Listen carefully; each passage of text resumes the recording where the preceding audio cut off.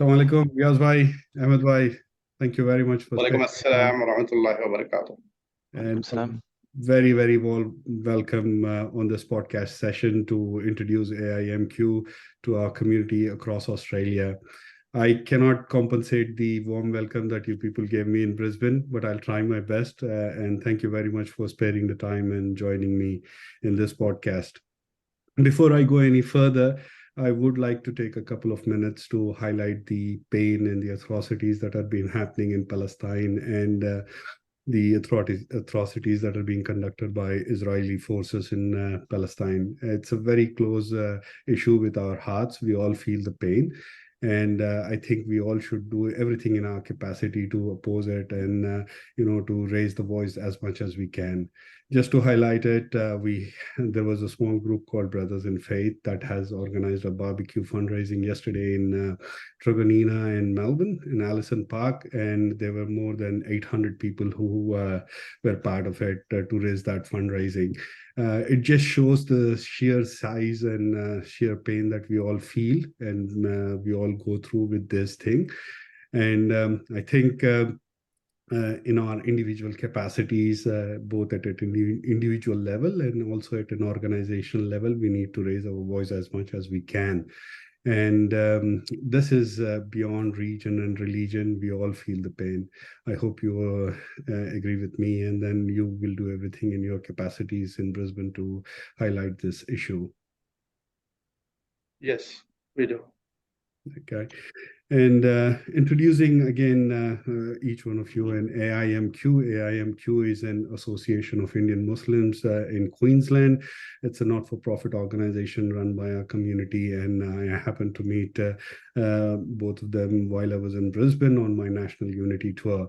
The purpose of this tour was to get together our entire community across Australia to build our national consensus as a national unity as a community, and identifying all the organizations that were formed and run and operated by our community to serve our community. Now, before I go any further, I want to introduce Brother Riaz, who is from Sangareddy, and he's one of the founding members of AIMQ. Brother Ahmed, who is from Hyderabad as well, he's one of the founding members of AIMQ. Now, one of the reasons I'm doing this podcast is I don't think AIMQ needs any introduction in Brisbane, but my aim or my purpose is to get the awareness beyond the normal sphere of influences and normal cities that we operate in, because we all need to be connected and we all need to collaborate and leverage on each other's capabilities.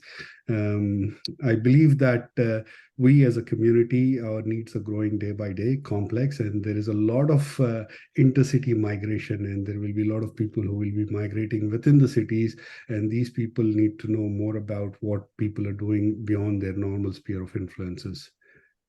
Thank you very much for joining, and this is a very candid conversation just to learn about what AIMQ does and how we can help each other to further benefit or serve our community.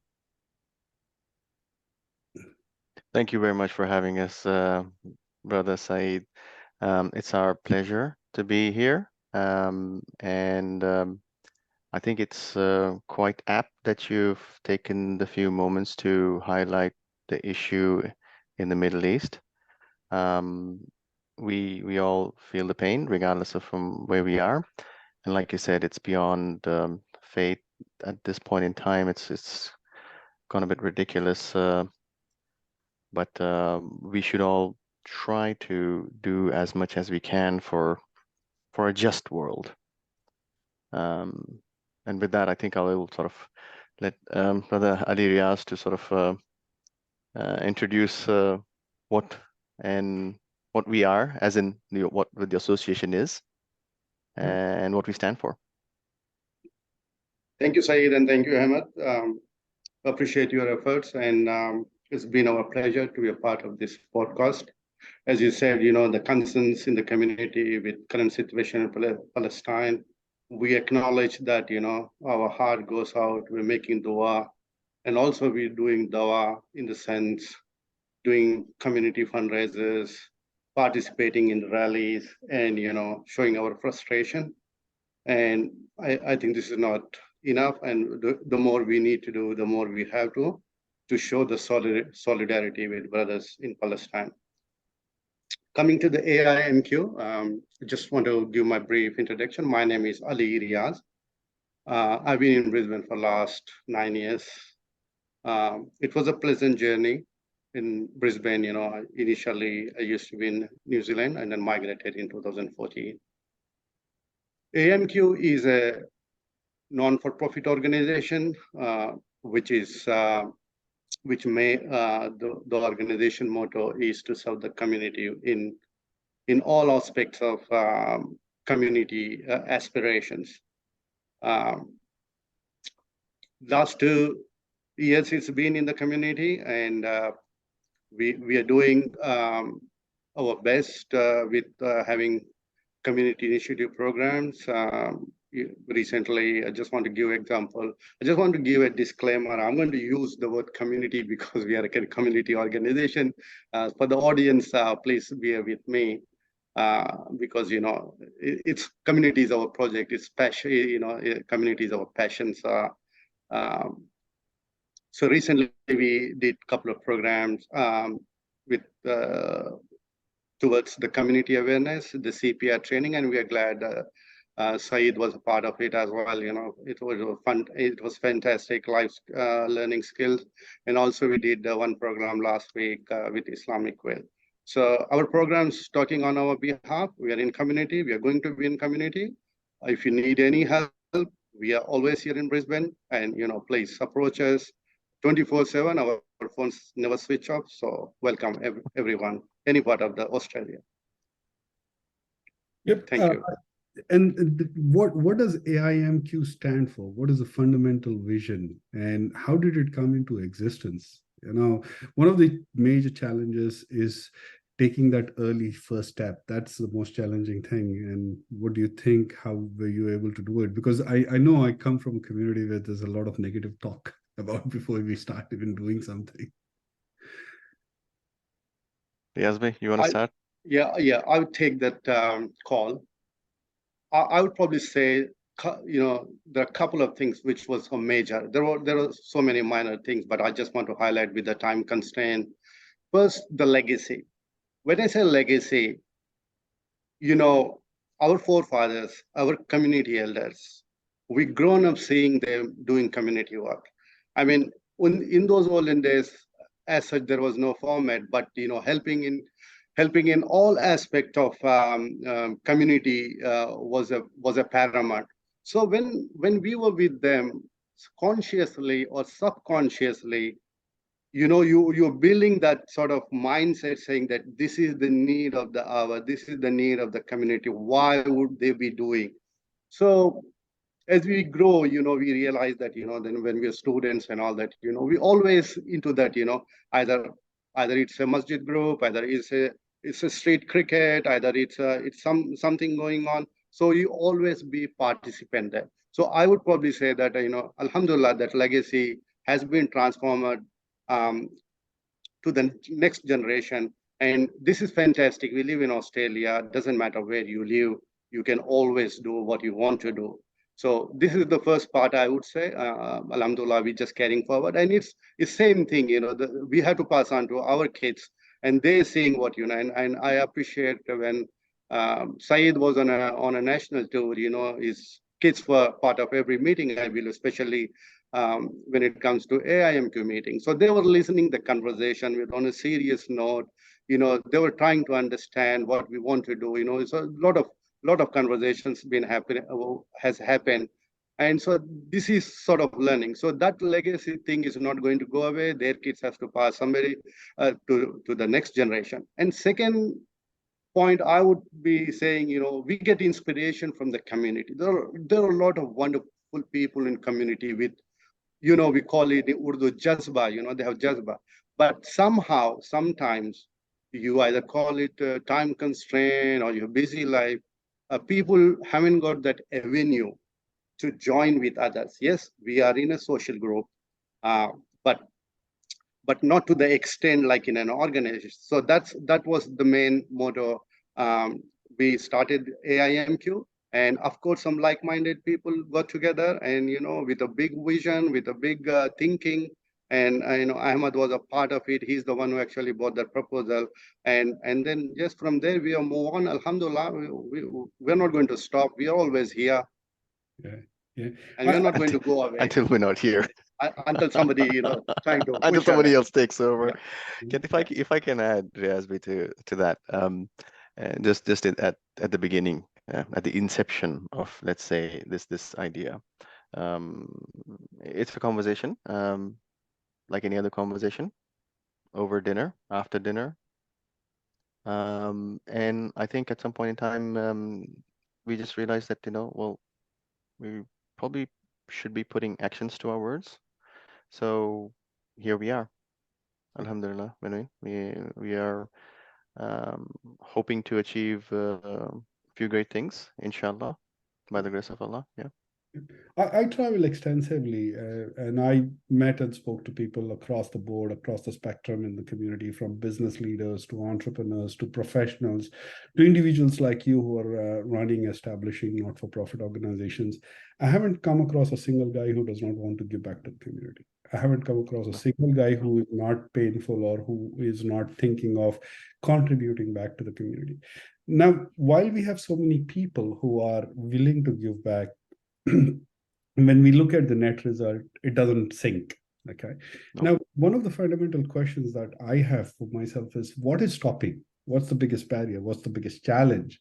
And how can we make it easier for these people? How can we make it simple so that people can step up and contribute? And I believe that not-for-profit organizations are a very big platform or a source for these people to give back to the community. And as far as the purposes align, the purpose of an organization aligns with the purpose of an individual, then there's a good match and people come voluntarily to contribute.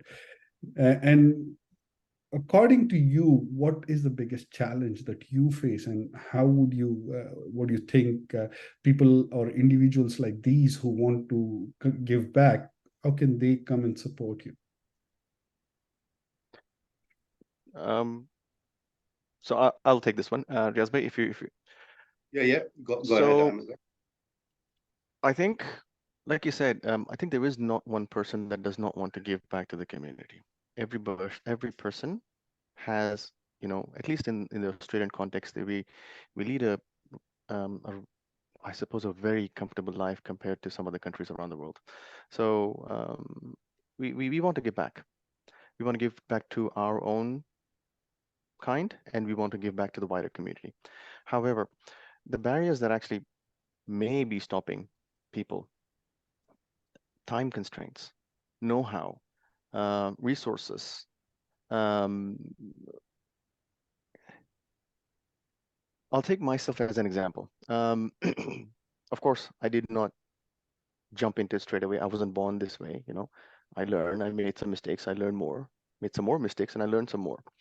Riaz and me, we have a background where our families were involved in community service for quite a, for me, it's actually two, 3 generations. Yeah. So there was, yeah. So we saw our parents and our grandparents do this work. We didn't understand what they were doing, but oh yeah. And suddenly when you hit a certain age, I'm not going to tell you my age, but when you hit a certain age, it kicks in. You said, oh, that's what they were doing.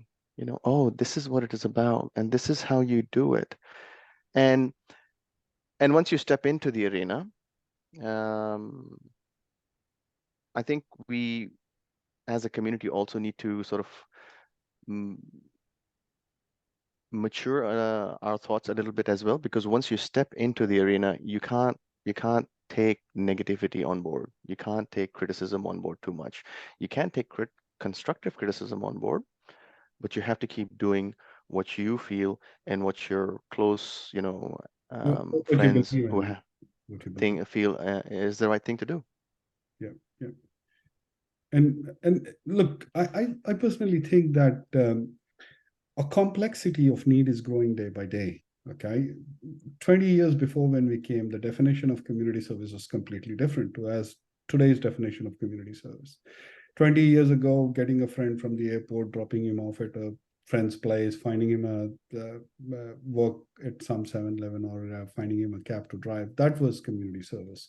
But our needs are getting complex day by day, and we need to evolve. And when we need to evolve, it needs to be organized and structured. And that's when organizations come into play. And then when organization comes, great people, great minds come together, and they sort of make things simpler, more structured, more approachable to solutions. I see that you have done a couple of good initiatives. One particular one was, I was part of it, the CPR training, which personally for me as well as a learning curve. But I think the other thing that you recently did was the workshop on preparing wills. And I know that there were a few people in Melbourne as well who tried to do that initiative. I don't know how far it went, but can you put some spotlight on that? And we want to learn as well from that experience. Yeah, sure. This program, we have been thinking for a long time. As I said, as we were focusing this year mostly on awareness programs. So again, all the resources come from the community. To be very honest, we have not done much, it just identifying. So I happened to meet one gentleman, and then I expressed my desire, saying that this is what I want to do. And we have a program within our organization, especially office bearers. We will do a team building every 2 months. We sit down, we have food, we chat, we discuss things. That is where we feel that your network builds up. The more network we build within amongst ourselves as an office bearer, that network can be used in the community as well. So we believe strongly in that. So this discussion came in the executive catch up, like in a team building, and then we thought, how are you going to execute? So I happened to had a chat with the gentleman. He said, don't worry, I had a guy who does the will.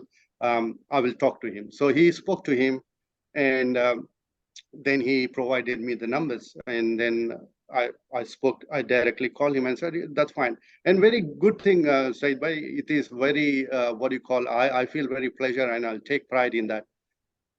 When the session completed, I'm just jumping in the end. People were asking, can I have his visiting cards? Because, everybody want to do will. And the presentation was so nice, so good, so informative, so knowledgeable. He did not even bought one single visiting card, because in the first day when I had a chat with him, he said that I'm doing this program for the community. I'm not there for the business. So he doesn't want to give that message to people saying that, his visiting card is a business for others. Indeed, he said, if you want number, you just note down. And very well received by the community. And indeed, because the same day there was a rally as well in the city. So some people who did an expression of interest and registered could not able to come. But in spite of that, there were good numbers, and they said, the feedback we got from everybody was, can we do another session? And even for me, there are a lot of things which we need to sort out. We are ready to live, but we are not ready to die. And unfortunately, that's all linked up with all your will thing, either it's in inheritance, either your property, either your Sharia, either Australian law. This is all together. So that was a very fantastic experience, and we're going to do more programs like that. We're trying to identify the areas we should target, and in this Association of Indian Muslims, it's an organization for Indian Muslims, but the target audience is Indian. But programs like this, everybody can come in as a community. There are a lot of South African guys, somebody from Zambia, Zimbabwe, Pakistanis, and all that. So I think we felt that it also, for us, is a community connect. We felt that we just doing something for the community as well. Yeah, you need to connect beyond the communities as well. And yeah, one of the reasons I travel extensively in each city, I'm trying to identify all the organizations. I met an organization called Khairan in Adelaide. The amount of work that they do is remarkable. And I am very specially impressed with their information pack. it's unbelievable the amount of hard work, the amount of investment in terms of intellectual capital and time that they have done in preparing that information pack. And I'll tell you, it is nothing less than any corporate information pack. So, and what inspires me or what motivates me is there's such amount of talent in the community which is coming together, and they're putting all their skills, the intellectual capital investment into it to build something remarkably good to benefit other people. And they have nothing to take it from it except from the feeling or the belief that they have to give back to the community. Now, I think one of this gets me to the question, or this gets me to the curiosity of learning about what you people believe in terms of what the future is beholding for us in the next generation that is coming. Yeah, okay. What does the future hold? I don't think anyone can answer that, but I think there is an aspect of resilience that we are working towards within our community, and resilience by nature is trying to anticipate, what situations we can be faced with. So at a community level, what does resilience look like? How does the community prepare itself to handle, situations where it gets tested? How can the community adapt to new sort of adversities and challenges? Yeah. So, yeah, And in that it is about a little bit. It's a rounded approach where capacity building, resourcing, on an individual level and on a community level comes into play. But I think that's a really big elephant, and you can only eat it bite at a time. And it can't be ignored. I was having this conversation with youth when I was traveling, and I had this conversation especially with a group of youngsters in Brisbane, and I was curious to learn from them what do they think? What is their definition of community? And what are their aspirations? What do they want to do? What is their expectation from a generation like us? Because we are the link between the past and the future generation. And as I said, we are sort of in a confused state. We came from there. We are settling here. We want to behold our culture. At the same time, we want to amalgamate in the existing culture. We want to have our unique identity. We want to preserve it. And I was amazed to learn that a couple of boys, especially in the age group of 13, 14 years, they were quite vocal about telling that what sort of representation they are desiring from us. How do they maintain this unique identity of theirs while they embrace the existing identity as well? And that's one thing that I am quite curious to learn. And what are your thoughts about it? See, this question I always ask myself, and this question I'll pose for everyone who's living in Australia. Have we integrated ourselves into the mainstream society? Have you done enough for the community at large? Have you built a platform where the next generation can step in? So I think the hard yard is on our shoulders. With all seriousness, with seriousness, we need to take it to the next level. Because sometimes, okay, we are within the community, but as a larger part of the society, integration into the mainstream society, mainstream society in the sense, when I say, have we a dialogue with the intellectuals? Did we have any dialogue with politicians? So I think there is a gap that I think with all seriousness need to fill. And because it is very difficult on us as well, because we are the first generation. So, but as I said, I think there are a lot of questions we need to ask sometimes ourselves, and then and we don't have answers for that all the time, but as we move on. But do we have the right questions? Yeah, yes, we do got the right question, but we do sometimes we don't. We do got sometimes answer, sometimes we don't. But gradually, like even, I mean, this is again, I'm talking on a practical basis. When we started organization with few individuals, we never thought, within the 2 years, your journey would be, it's a tremendous. It gives us a boost. It gives us confidence that you can able to go and speak about your organization, about the programs, about the other people during this process, with the recent Ahmed, a very hectic schedule we have, we were having interaction, face-to-face interaction with other people, community elders, community people, community resource persons, youth, politicians, non-for-profit organizations, and so I think that that conversation is very important. And sometimes you get that ideas, yes, ideas are important, and then implementation is the difficult part. And I think as an institute, as an organization, we can always facilitate that implementation to go into the community for the upliftment. That is what I believe in. And that brings us to a point about collaborating. That brings us up to a point where we can talk about speaking to the right people, not only at an individual level, but also at an organizational level. I personally believe that if we want to unite, because every one of us realizes the importance of uniting not only at a city level, but also at a national level, because we want to build that unique unity. And I believe that when organizations come together, the community will automatically come together, because when organizations put their differences apart and they unite, the community will start uniting. What do you think of this? Riaz, do you want to say something?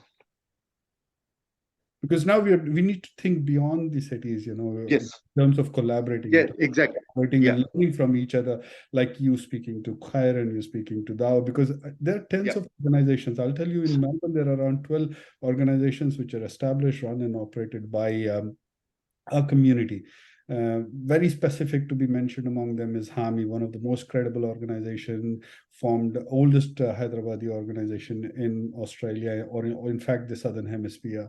And then you have got Trigonina Cricket Club, you have got St. Kilda Islamic Society, you have got AFDA, you have got HACO, you have got other, Hanam, there's another organization. So I think all these organizations need to start speaking to each other, trying to understand who is doing what and how we can leverage on with each other's capabilities and skill sets. Now, this is in the context of only Melbourne, but if you look in the context of Sydney, then you've got Dawa, you've got Al Hasnat. If you're looking in context of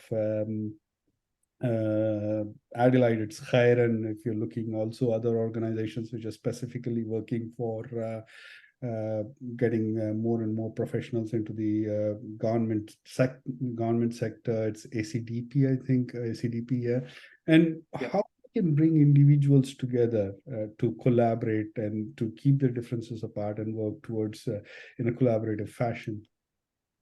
Yeah, I think, Saeed, first of all, I'll take this opportunity to congratulate you for this national tour. It has opened a lot of Pandora box for others to think about it.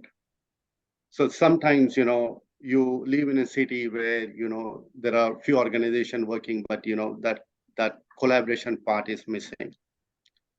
Again, as you said, unity is everybody's favorite word, but, when it comes to the unity, understanding, because, in the nature, we need to have that, the formula, the principle of adjustment is very important.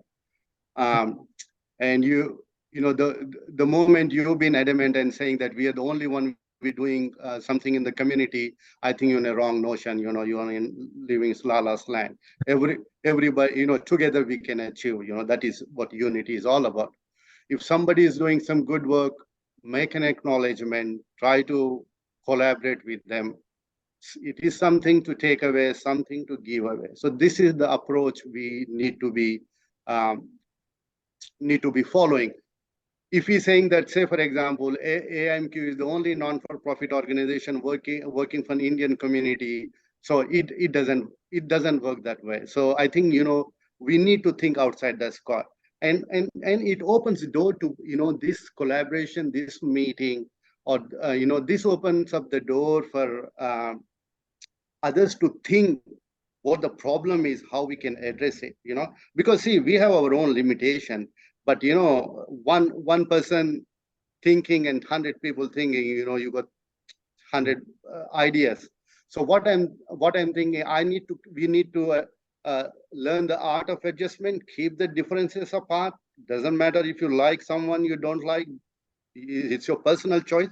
But when it comes to the organization, I think you need to come with open ears and open eyes, and open with open heart and welcome, saying that even if for a moment, if you don't like somebody, that's fine. Yeah. And difference of opinion, because sometimes the difference of opinion, we take in a different perspective. We take it so personally. You don't take personally. You have so many conversations. It's not about win-win. Sometimes it's win-lose, and sometimes lose-lose. But it's all about, it's all about, in a bigger picture, it's all about the community interest where everybody can benefit. I think everybody, especially on local level in Brisbane, we understood that the importance of collaborating, partnerships with other organizations, other people, groups, businesses. And again, I think as you bring that message to us, building that national movement, regional wise and national wise, I think that is something, is a big task, and we are glad that we are always with you in this aspect, and we can support as much as we can, and we will try to help as best we can. Look, I think, sorry, you go. Yes, Ahmed. I'll just add really quickly to what Riaz Bhai has said. I think there's an element of coming of age over here, in terms of maturing our thinking, going beyond the the really childish, I suppose, basic reactions that we have sometimes when we are in a social situation, and realize that what we are doing is not for, actually do it in a way that is not for yourself only, it is for everyone. So you have, first up, you have to do it for everyone else except for for yourself. And if you take that stance, then you are not bothered by if someone else is in the same space, or if someone else is doing a better job than you, you'll probably learn, and you'd want to go and learn from them. Or if you're doing a better job, you'd want to teach more people, so that God forbid, you're not in the capacity to do that thing. Who's going to do it? Yep. So I think we need to come to that understanding that, well, if we are not going to support each other, then we're never going to get ahead. Yep. And look, this is what happens when we talk about with open heart and open minds. Time flies. We already crossed 35 minutes, I guess. So it's a very short time for us to. But I would like to thank you so much for sparing this time. Now, the fundamental purpose of doing this podcast is to create awareness and bring the activities that AIMQ does to the people beyond their normal sphere of influence, that is people outside Brisbane. My pursuit is that people in Sydney, people in Melbourne, people in Adelaide and other cities listen to you, get acquainted about you, and they have something in mind. If they happen to move, or if they happen to go or need any help in Brisbane, they can always reach out to you people, and I'm sure you will do your best to support them in your best capacities. That's the first thing. And the other thing is, I am trying to bring all the organizations that were established and run by our community at a national level, so that when all the organizations come and start uniting, the community will automatically get together. Now, this is the first step. This is those baby steps that I am taking. So over a period of coming 3 to 4 months, we'll do the same thing with each organization. Once we finish this, the second step is to bring all the organizations on a single platform, on a single conversation, in a virtual stand.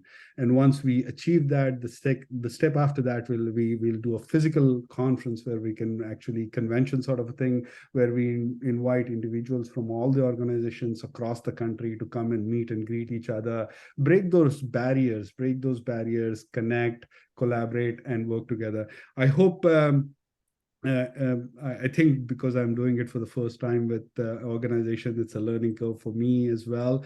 And I have this podcast has put some spotlight on you and me, and also something to learn and understand of each other. And thank you so much. I don't have words to thank for your time. And I hope the Thank you community very much. will listen to you and learn from you and what you're doing. And I hope you inspire other individuals to take this journey. And thank you again, once again. If you have any comments, please go for it now. I just want to do a closing remark. I would like to thank my team, AIMQ. They're a wonderful team, excellent guys, good human beings. The communication is key. Anything, if you feel that most of the problem you can solve with open communication.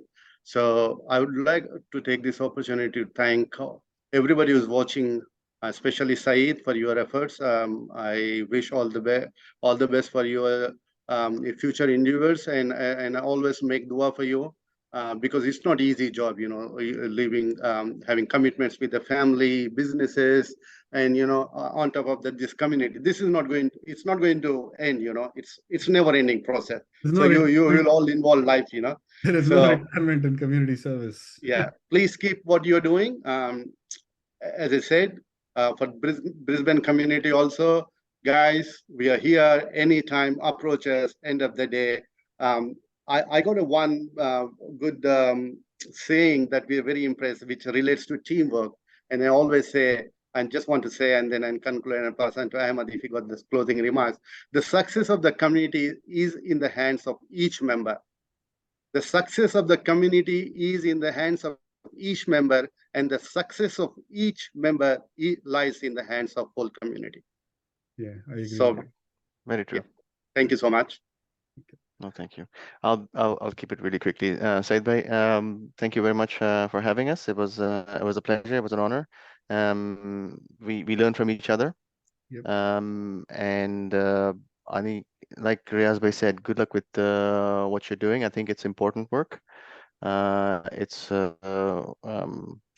we're here to support you if in any way we can. And if you need any support, any help in Melbourne, please reach out. Sure. Thank you so much. Highly appreciate your time. Thank you so much. Thank you. Assalamu alaikum.